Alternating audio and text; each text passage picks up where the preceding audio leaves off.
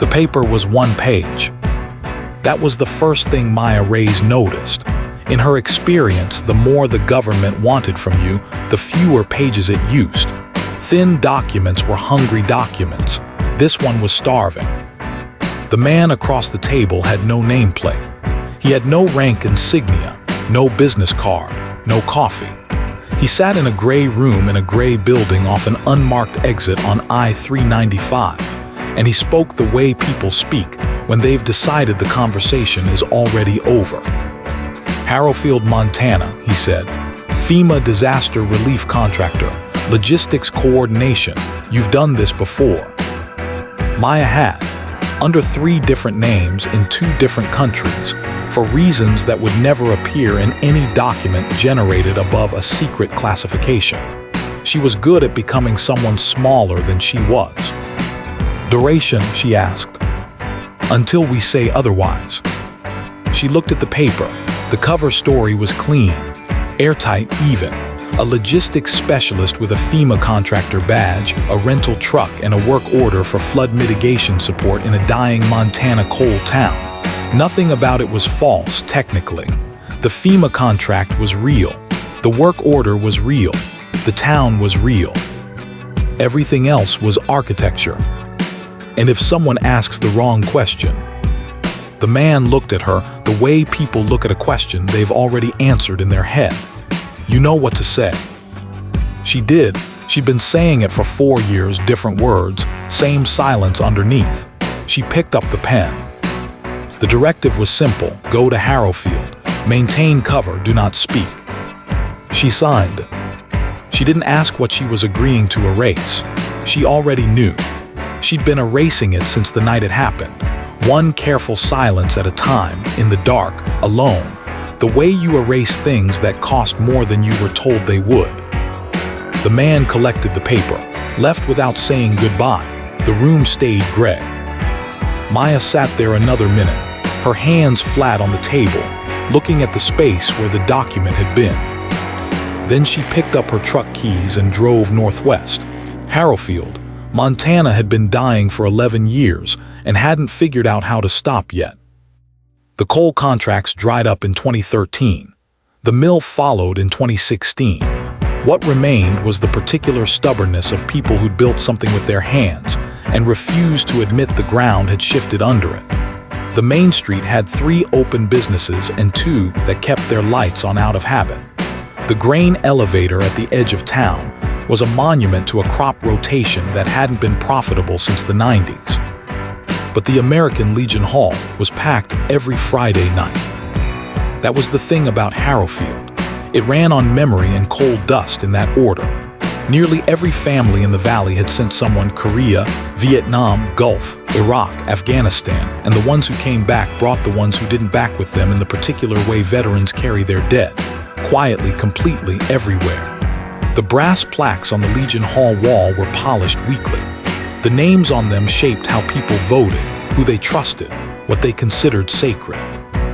Maya arrived on a Tuesday in late October, driving a white Ford F-250 with a government contractor plate and a FEMA decal that was 3 weeks old.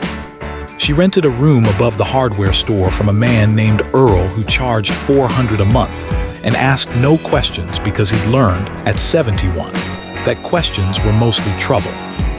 She kept to herself, ate at the diner at 6:30, always alone, always facing the door, ordered the same thing: black coffee, eggs, wheat toast, with the particular efficiency of someone who has spent years eating in places where food was fuel and nothing else. She drove the county roads in the afternoons, mapping drainage patterns, flood risk corridors, infrastructure stress points. She filed her FEMA reports on time. She smiled at people in the hardware aisle. She fixed things. That was the part she couldn't help.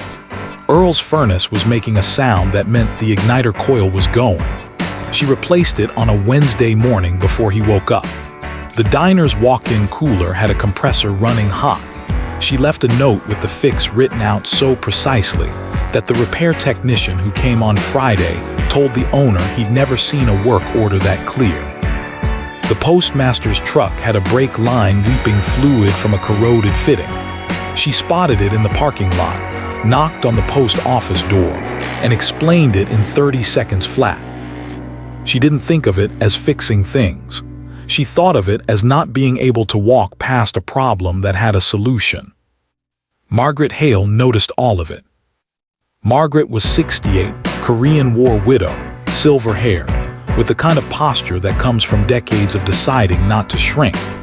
She sat at the same table in the diner every morning with a cup of tea she never finished and a newspaper she read cover to cover. She watched Harrowfield the way a person watches something they love that's in trouble.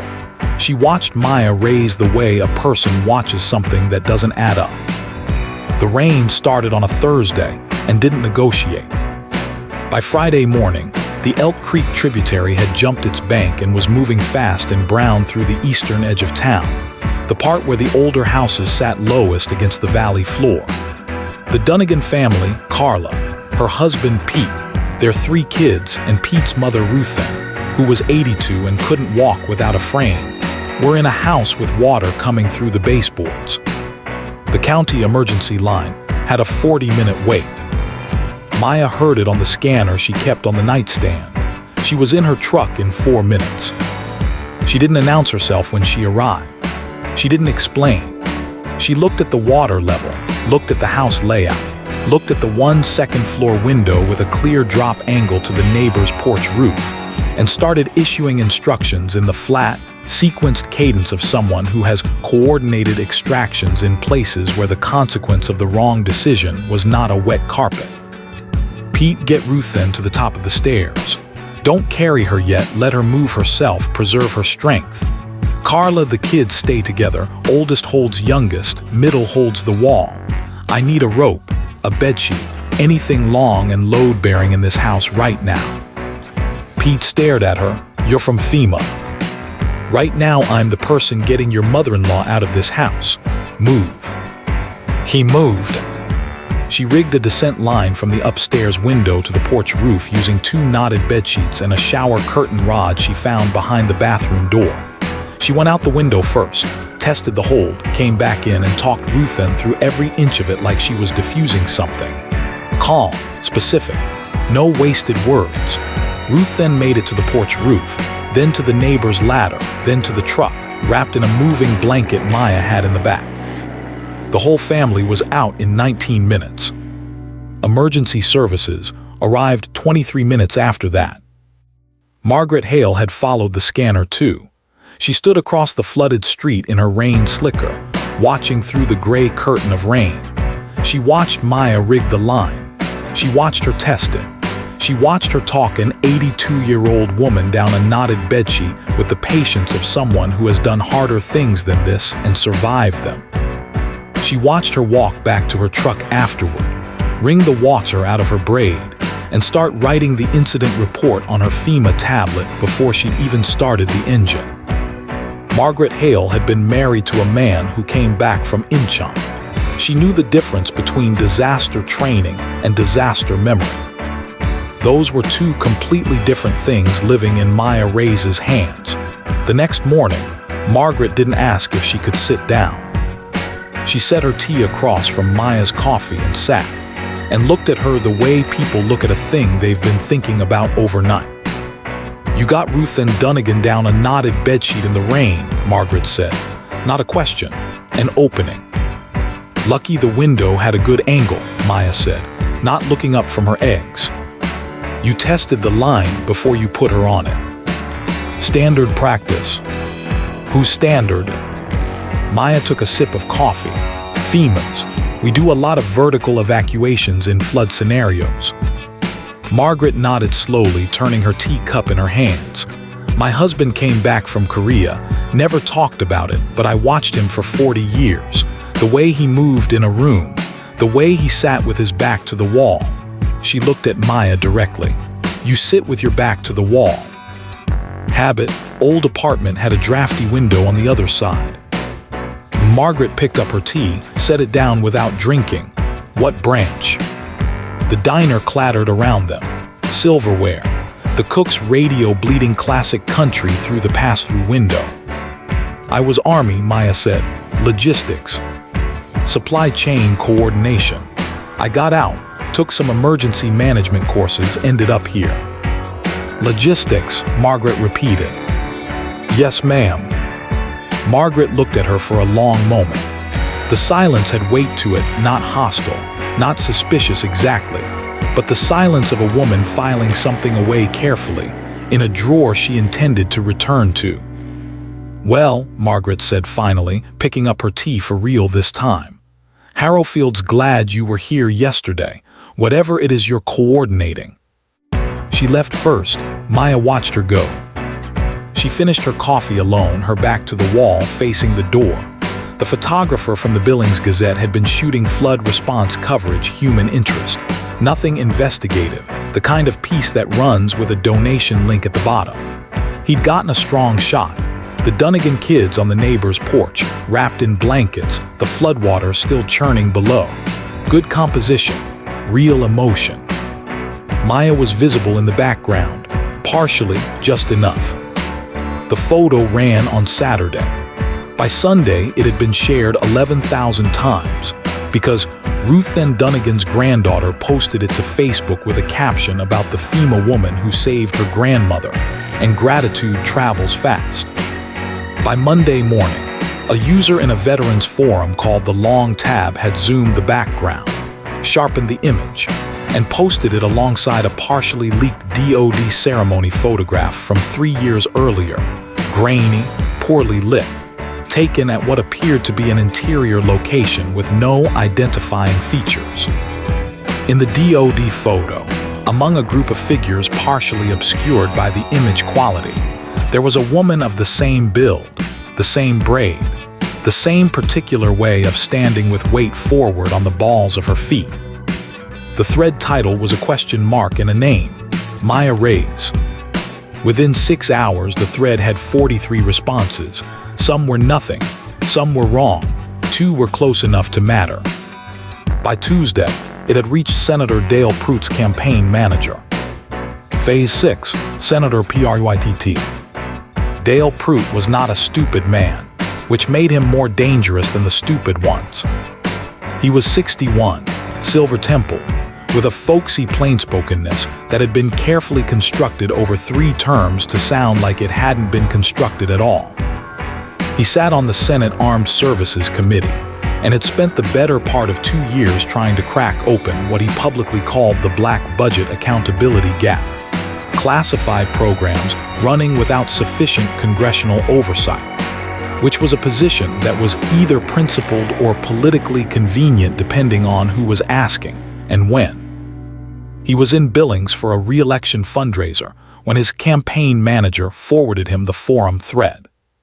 He read it twice. Then he called Donna Carney. Donna was an investigative journalist for a national paper out of Washington, with a record of solid, careful work, the kind of reporter who spent 4 months on a story before she ran it and answered her corrections email within 24 hours. She was not the kind of journalist who burned sources or chased clicks. She was the kind who got things right, which was about to make her a very effective instrument of a completely wrong conclusion. There's a woman in Harrowfield, Montana, Pruitt told her. FEMA contractor, she doesn't add up. Donna was already pulling the name. Phase 7, Donna Carney's investigation.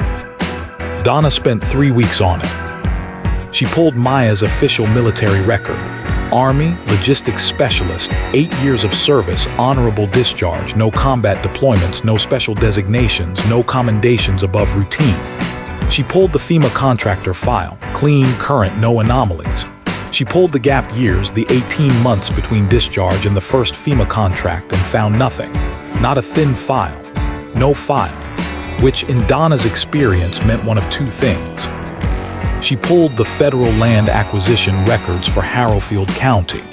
There was an active dispute. A federal infrastructure agency was in a preliminary assessment process for a corridor that cut through the Eastern Valley. The same Eastern Valley where Maya had been mapping drainage patterns and infrastructure stress points for 3 weeks. Donna sat with that for a long time. She was not trying to destroy anyone. She was genuinely, carefully, methodically assembling what the evidence in front of her said. And what it said, to a rigorous journalist with no access to a classified file that didn't officially exist, was damning. A woman with military training, a sanitized record, an unexplained 18-month gap, and a FEMA badge was living in a community that was resisting a federal land acquisition, mapping their infrastructure, and presenting herself as disaster relief. Donna ran the story on a Wednesday. The headline was careful, measured. Donna's headlines always were. Questions surround FEMA contractors' background in Montana town, fighting federal land dispute. It didn't call Maya a spy. It didn't have to. It asked the right questions in the right order, and it let the reader's inference engine do the rest. The inference engine ran hard. By Thursday morning, Harrowfield knew. The diner had the paper on every table. The Legion Hall had it posted on the bulletin board. Pete Dunnigan, whose mother-in-law Maya had talked down a knotted bedsheet in the rain, stood in the parking lot of the hardware store telling anyone who stopped that he felt sick about it, that he felt used, that he didn't know what to think. He thought the worst. They all did. That's what betrayal feels like. It reaches backward and poisons the things that were real. FEMA pulled her contract under political pressure by Friday afternoon. One email, terse, bloodless, the language of an institution protecting itself. She had 7 days to vacate the county work order. Her handler sent one text, 2 words. Maintain cover. She read it sitting in her truck outside the Legion Hall, the engine off, the Montana cold coming through the seams of the door. Through the hall windows, she could see the shapes of men moving, the particular body language of a community meeting where the anger hasn't found its shape yet. Someone had spray-painted Federal Snake on the FEMA decal on her truck door. Not particularly original. She'd been called worse, in languages the painter had never heard. She thought about the directive, the one-page document, the gray room and the man with no nameplate. Maintain cover. She thought about what the cover was protecting. Not just her identity, she'd lost that before, worn other names like other people wore coats. She thought about what was underneath the cover, the specific operation, the specific night, the specific people. The ones she carried out, the ones she couldn't. She looked at the phone for a long time. Then she put it in the glove box and went inside the Legion Hall and fixed the broken hinge on the coat room door that had been catching wrong for what looked like months, because she physically could not walk past a problem that had a solution, and then she walked back out into the cold. She had a decision to make. Phase 9, the directive CRACKS. She didn't sleep that night. She sat at the small table in her room above Earl's hardware store and laid out what she knew the way she'd been trained to lay out a tactical problem. Assets, liabilities, objectives, costs. The directive, maintain cover, don't speak. Let the story run. The program stays buried. The operators still in the field stay protected.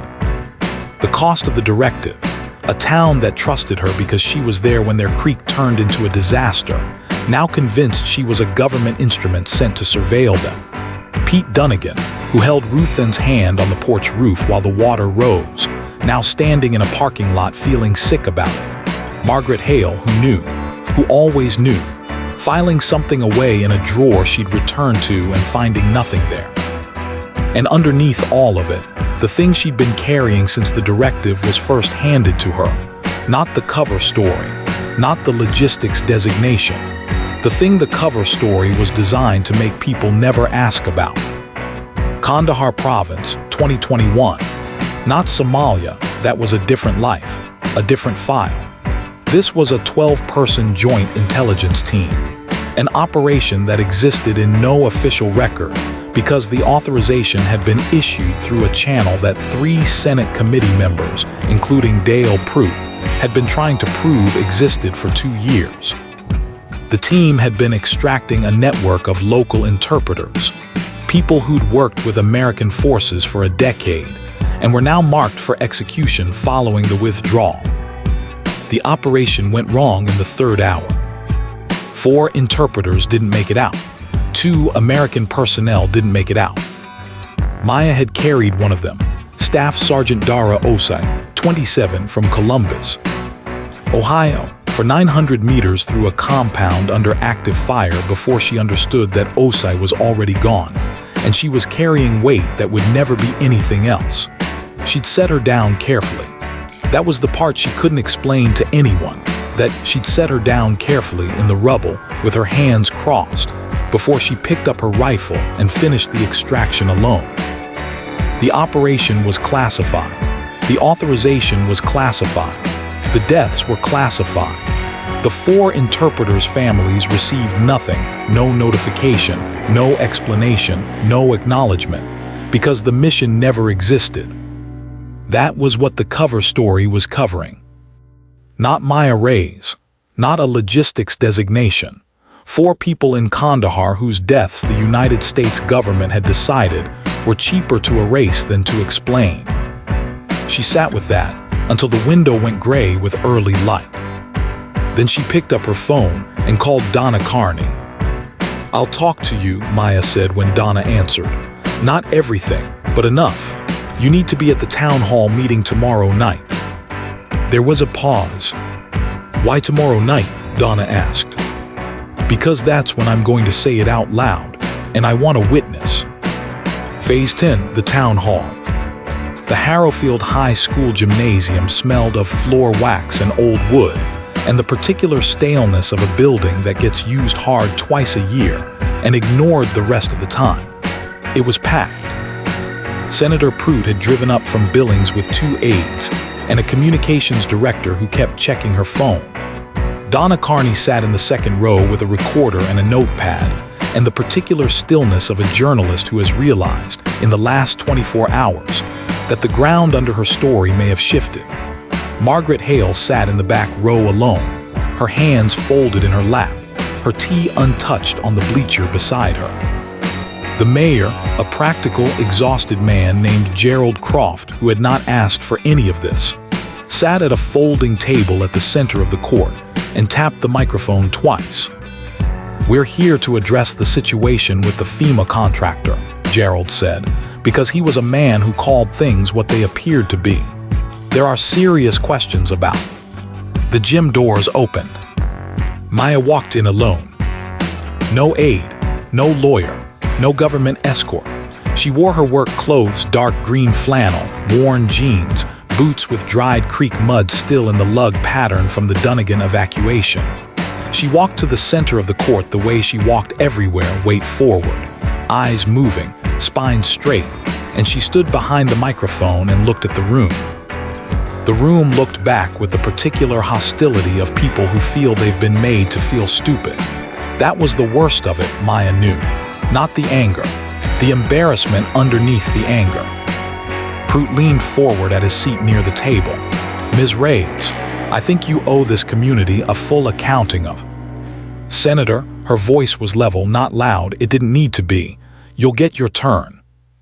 Prout's communications director stopped checking her phone. The room went quiet with the particular quality of a room that understands something is about to happen that wasn't planned. Maya looked at the gym, at Pete Dunnigan in the 5th row, at Earl from the hardware store, at 3 men from the Legion Hall she recognized from the Friday nights she'd walked past without going in. "I'm not a spy," she said. "I'm not here because of the land dispute.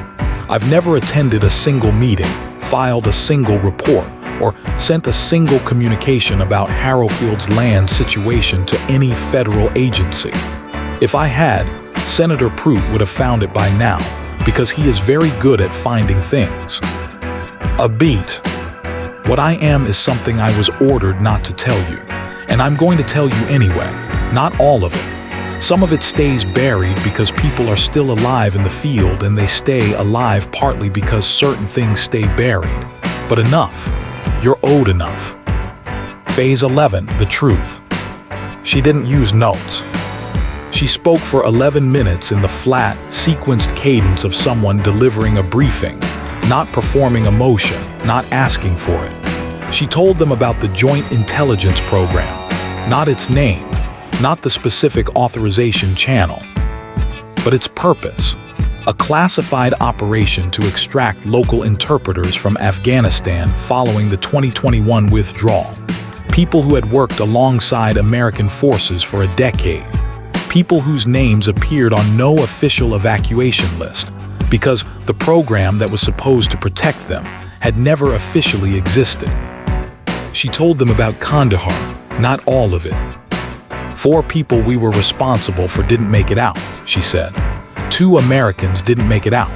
Their families were told nothing, because the mission was classified, because the authorization was classified, because the people who issued the authorization had reasons to keep it classified that had more to do with their own exposure than with national security. She looked at Prout when she said it. He held her gaze, which was either courage or calculation. She didn't have time to figure out which. I've been carrying a logistics designation for 4 years because the alternative is admitting the program existed, which means admitting the deaths existed, which means 6 families get answers and 2 senators get investigated. She paused. I was told to come here, maintain my cover and not speak. I'm breaking that directive right now. I want that on record. Donna Carney's pen had stopped moving. She was looking at Maya with the expression of a person who has been holding a map upside down for 3 weeks and just realized it.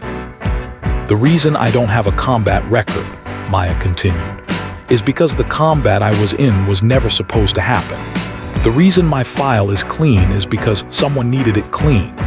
And the reason I'm standing here instead of in a FEMA office somewhere maintaining my cover is because Pete Dunnigan's mother-in-law looked at me from the top of a knotted bedsheet in the rain and said, I trust you, and I have spent 4 years deciding what that costs.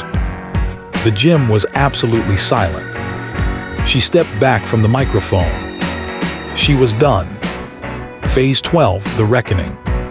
Prout's phone rang. He looked at the screen. Something moved across his face, not quite fear, but the close relative of fear that lives in the neighborhood of this is further than I meant to go. He stood, walked to the corner of the gym with the phone pressed to his ear, his back to the room. The room watched him, silently. The way a room watches something it understands is significant without yet knowing why. The call lasted 4 minutes. Prout came back to his seat. He picked up his jacket. He said something to his communications director that no one else could hear. She closed her laptop. He walked to the gym doors and stopped, and turned back, and looked at Maya Reyes standing in the center of the basketball court with her hands loose at her sides. He opened his mouth. He closed it. He left. His aides followed. The communications director was last, and she had the expression of someone revising a press release in her head that was going to require significant revision. The room exhaled. Mayor Croft was gripping the edge of the folding table. He looked at Maya with the expression of a man who had come to a meeting expecting to administer something small and had instead witnessed something he didn't have a category for. Ms. Reyes, he said, and then stopped because he didn't know what came after it. Gerald, Margaret Hale said from the back row, standing up for the first time. Let her go. He nodded, he let her go. Donna Carney was still in her seat, notepad in her lap, pen in her hand, not writing. She looked at Maya as she walked past. My story was wrong, Donna said. Your story was what the record said, Maya said. She paused. Run the new one, run all of it. The families in Kandahar deserve to know their people existed. Donna looked at her for a moment. You know what happens to you when this runs? I signed a directive 4 years ago in a gray room, Maya said. I've been deciding what it cost ever since. She looked at Donna directly. Run it. She walked toward the doors. Phase 13, the quiet ended. Margaret caught her in the corridor outside the gym. She didn't say anything at first. She crossed the linoleum floor in her sensible shoes, and she took Maya's hand in both of hers, dry, firm, warm, The way you hold someone's hand when words are either too small or too large for the space between you. Maya stood very still. She had been trained to operate without witnesses, to disappear into cover, into logistics designations, into names that weren't hers. She was not trained for this, for an old woman in a corridor holding her hand with complete certainty. As if she decided 3 weeks ago that Maya Reyes was worth the grip, and had simply been waiting for the right moment to prove it. They stood there for a moment that had no tactical value whatsoever. "My husband never told me either," Margaret said finally, "about Incheon, about what it cost. He thought he was protecting me." She squeezed Maya's hand once. "He was wrong about that." Maya said nothing. She had spent 4 years saying nothing in careful, trained, strategic ways. This was a different kind of nothing. This was the nothing of someone who has run out of words, not because the words are classified, but because she isn't sure yet what the true ones are. Margaret let go of her hand, nodded once, with the finality of a woman who has done what she came to do. She walked back toward the gym. Maya stood in the corridor alone. The exit sign above the door at the far end was flickering, the kind of electrical fault that comes from a loose connection in the housing, a 30-second fix with a flathead screwdriver she happened to have in her jacket pocket, because she had stopped pretending. She wasn't the kind of person who carried a flathead screwdriver. She stood on her toes, opened the housing, tightened the connection, closed the housing. The light went steady. She pushed through the door into the Montana night.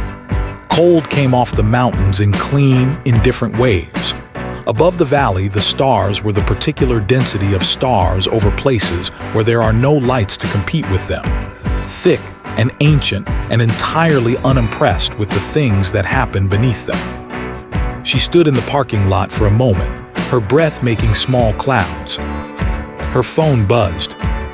She looked at it, her handler. The text said, "We're aware. Stand by for contact." She put the phone back in her pocket. She thought about Dara Osai, 27 years old, from Columbus, Ohio, whom she had carried 900 meters and set down carefully with her hands crossed, because that was the only thing left she could do.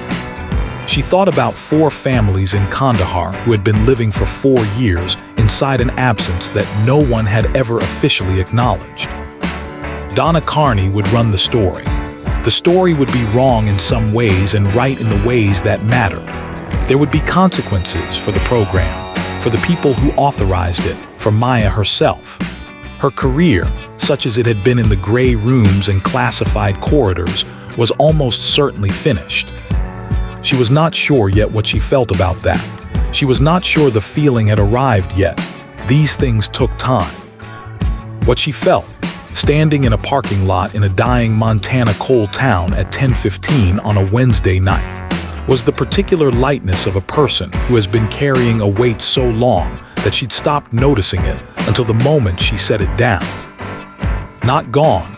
The weight didn't leave. You didn't put down the things you carried out of Kandahar. You put down the silence around them, which was different. Which was, she was beginning to understand, the only thing that had ever been hers to put down. She looked up at the mountains. They were dark shapes against the dark sky, patient, enormous. There before anyone in this valley was born and present long after the last argument about land rights and classified programs, and the cost of silence had finished echoing. She'd fixed the leak in the FEMA truck's windshield seal on the drive back. She'd noticed it 3 days ago. It wasn't her truck anymore, technically. The contract was pulled, but the seal was going and someone else would have to drive it and the water would get in and she couldn't walk away from that. She couldn't help it. She never could. Maya Reyes had been many things that no record confirmed. Operator, linguist, extraction specialist, ghost. She had answered to 3 names in 4 years and been paid for none of them adequately. She had been asked by her government to make herself small enough to disappear, and she had been good at it.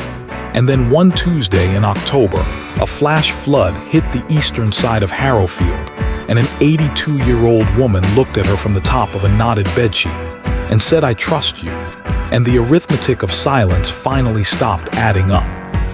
She walked to her truck. She drove out of Harrowfield under stars that didn't know her name and didn't need to. She'd been a ghost that walked through fire. She decided to stop being the ghost. The fire she could keep.